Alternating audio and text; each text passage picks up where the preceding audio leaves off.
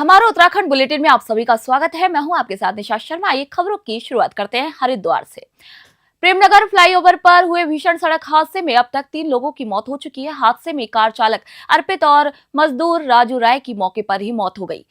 दोनों पश्चिम बंगाल के रहने वाले बताए गए हैं। वहीं घटना में गंभीर रूप से घायल एक अन्य मजदूर को एम्स ऋषिकेश में भर्ती कराया गया था, जहां आज इलाज के दौरान डॉक्टरों ने उसे मृत घोषित कर दिया। उसकी पहचान अनाद सिंह निवासी नोया गांव वेस्ट बंगाल के रूप में हुई है। वहीं हादसे में कार सवार रहमान गंभीर रूप से घायल है, जिसका इलाज जॉली ग्रांट अस्पताल में जारी है। पुलिस के मुताबिक दुर्घटना इतनी भीषण थी कि कार और बाइक दोनों बुरी तरीके से क्षतिग्रस्त हो गए हैं। फिलहाल पुलिस ने केस दर्ज कर दुर्घटना के कारणों की जांच शुरू कर दी है। हरिद्वार से तनवीर अली की रिपोर्ट आप सभी देख रहे हैं।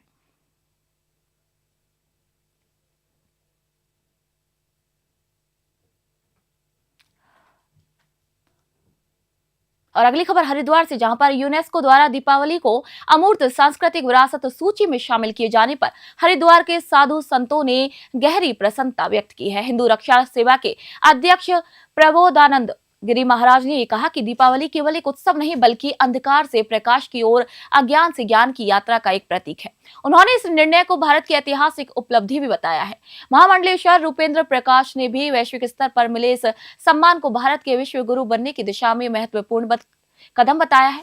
इसी के साथ उन्होंने कहा कि अब दीपावली केवल भारत तक सीमित नहीं रहेगी बल्कि दुनिया के देशों में शांति, सौहार्द और प्रकाश के पर्व के रूप में भी मनाई जाएगी।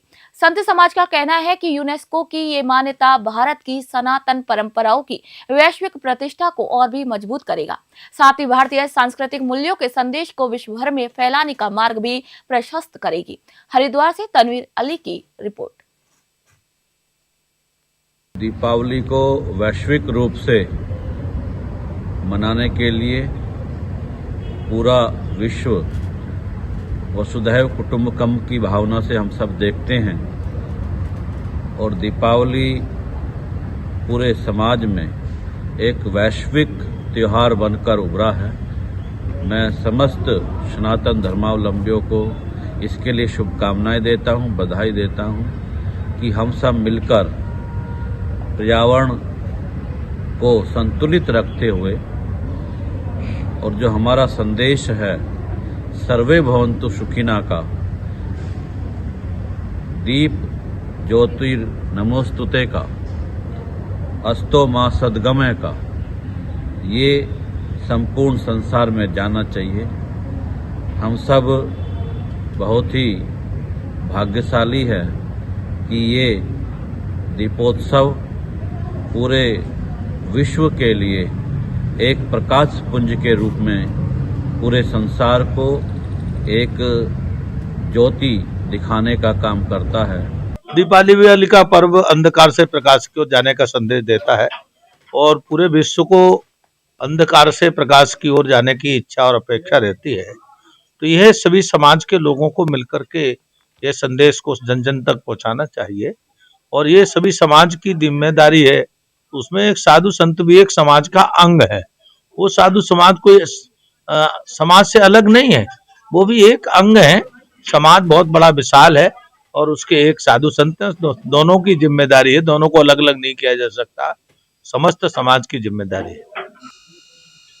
पूरे विश्व में सनातन परंपराओं की जो मूल्य और मान्यता उत्सव है, तो एक एक मानव जीवन को उत्थान की ओर ले जाने वाले पर्व है। जीवन को अंधकार से प्रकाश की ओर ले जाने वाले पर्व है।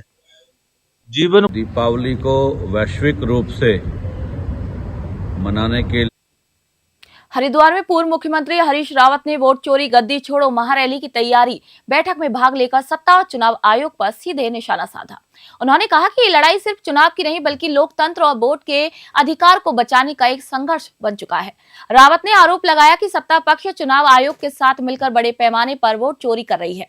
उनका कहना था कि लाखों लोग विभिन्न राज्यों और क्षेत्रों में कई बार मतदान कर रहे हैं, जबकि संविधान केवल एक ही स्थान पर वोट डालने की अनुमति देता है।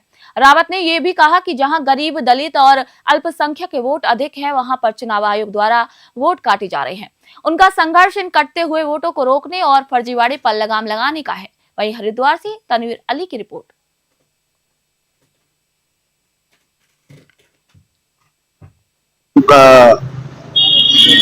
चोरी हो रही है, चोरी इस रूप में हो रही है जो विपक्ष को देने वाला वोट है उसको काटा जा रहा है किसी न किसी बहाने, और जो वोट भाजपा को जाने वाला है वो डुप्लीकेट ट्रिप्लीकेट 3-3 जगह 4-4 जगह उनके नाम डाले जा रहे हैं, ताकि वो लोग एक जगह नहीं, आपके वोट एक है मगर वो 4 जगह 5 जगह 6 जगह कई जगह अपने वोट का उपयोग कर सके। इस तरीके से पूरे मतदान के जो मंतव्य है उसको गड़बड़ाया जा रहा है, उसका अपहरण किया जा रहा है। तो ये लोकतंत्र के लिए बड़ी खतरनाक स्थिति है।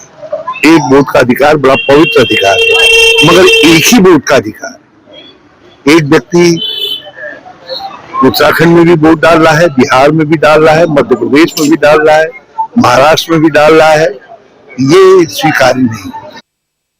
हमारा उत्तराखंड बुलेटिन में आज के लिए इतना ही और मुझे दीजिए इजाजत। नई तमाम खबरों के लिए देखते रहिए न्यूज़ 21।